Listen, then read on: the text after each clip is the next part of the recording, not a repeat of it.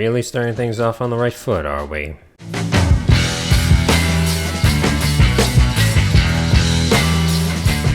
I will admit it. I was one of the people who got caught up in the hype for Aliens Colonial Marines.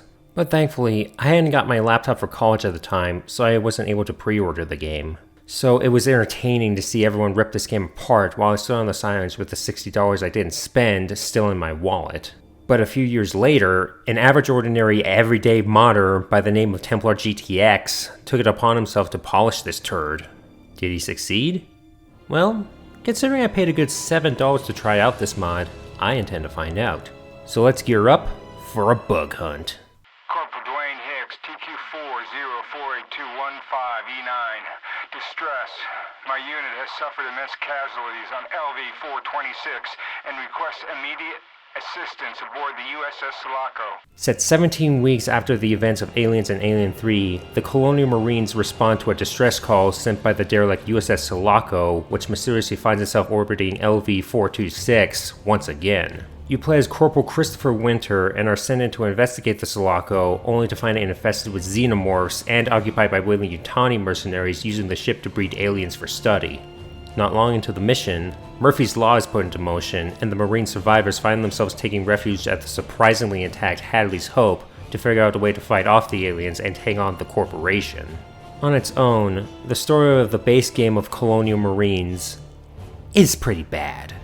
Flat characters, plot holes aplenty, and twists that are just asinine.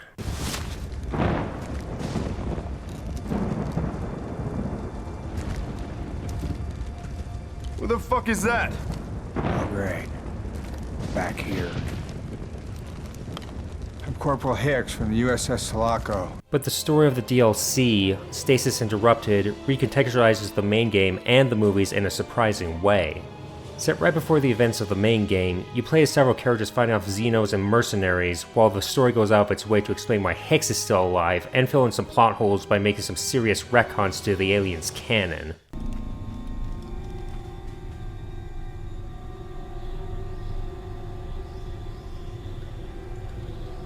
No!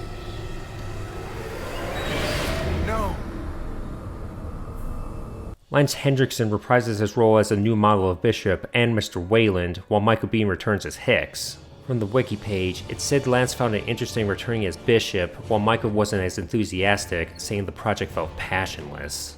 Overall, the DLC doesn't fully redeem the main story's bad writing, but it did change my view on it from this to this. Oh. But it really doesn't matter because I don't consider anything beyond Aliens to be canon anyway. Especially when you throw in the Predators and the constant retconning done by the universe's own creator. Anywho.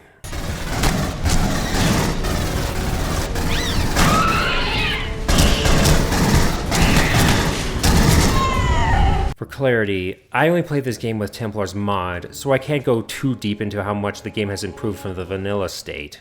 As a Colonial Marine, you can walk, sprint, crouch, activate a flashlight, melee, shoot, ADS, and use alternate fire on certain guns. You can also use the motion tracker to track approaching enemies and see your objective on your HUD. You have a health and armor bar that can be replenished with their respective pickups.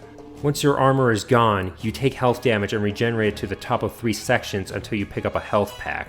For your arsenal, you have the pulse rifle, pump shotgun, tactical shotgun, assault rifle, battle rifle, SMG, a service pistol, and a combat pistol, as well as tactical gear like hand grenades, firebombs, claymores, and electroshock ball breaker grenades.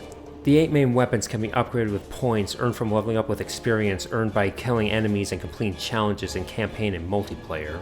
These upgrades range from laser sights, reflex sights, scopes, extended magazines, different fire modes, and underbarrel weapons which add flamethrowers, grenade launchers, shotguns, and proximity mine launchers, among other things. My personal favorite attachment is the tracking scope for the battle rifle that allows you to highlight distant enemies, which made it very fun to pick them off one by one from a distance. There's also DLC weapons which include a plasma pulse rifle, the explosive sharp rifle, and double-barrel shotgun. There's also legendary weapons the characters in the movie used, like Ripley's pulse rifle flamethrower combination and Hicks's shotgun.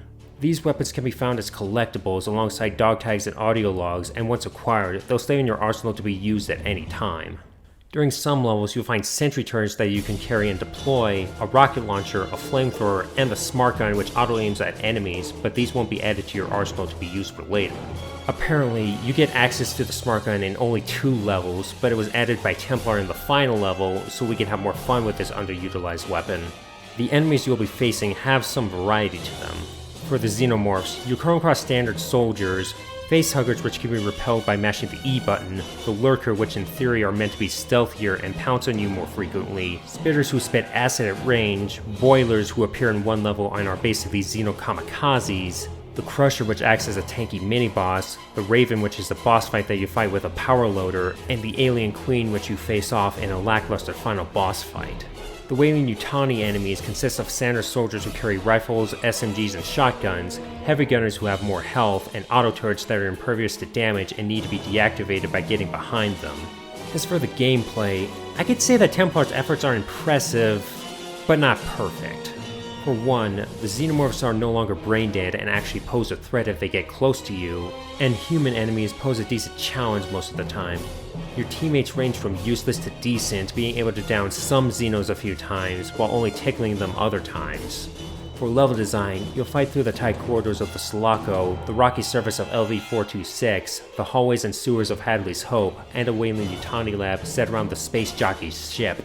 The levels are very linear, with many encounters with mercs set up to be Call of Duty shooting galleries, with the occasional detours to find collectibles and other pickups. Some levels are well paced with a good balance of Xeno and human enemies, while other levels are frustrating tests of patience because of inconsistent checkpoints. The most infuriating part being level 9, where you must find off Xenos in a vehicle bay, which I managed to get through by hiding in the basement while the turrets and NPCs took the brunt of the assault, and later holding off Xenos while refueling a dropship. As for presentation, Templar's efforts fixed some problems, but created new ones. For what he did right, the levels have much better lighting to hide some bad textures, and does add to the already impressive aesthetics to capture the atmosphere of the 1986 film. However, he couldn't fix the poorly animated cutscenes with static facial animations on the dull character models that are embedded with the phoned-in voice acting. The music, on the other hand, is rather good, being an orchestral extension and homage to the late James Horner's work. But the trade-off of Templar's work in fixing the textures, lighting, AI, and the bugs is that new bugs take their place, many of which are game-breaking. Notable ones include an invincible merc, being unable to open a door to Hadley's Hope without a patch, the fight in the control center not continuing because a Xeno got stuck behind a wall, an NPC despawning after loading a checkpoint in the vehicle bay, thus not being able to start it again without restarting the whole level, and being unable to start level 2 of Stasis Interrupted without crashing, causing me to stop playing the DLC and watching the story play out on YouTube. So overall, do I regret paying money to try out the Templar mod for this Notorious game? Not really. It was a curiosity that I needed to have satisfied, and I can say that Templar's efforts are very commendable. If Angry Joe gave the vanilla game a 4 out of 10, I'd say Templar's Colonial Marines is a 6 out of 10. But the frustrating new bugs that were added bring the score down to a 5.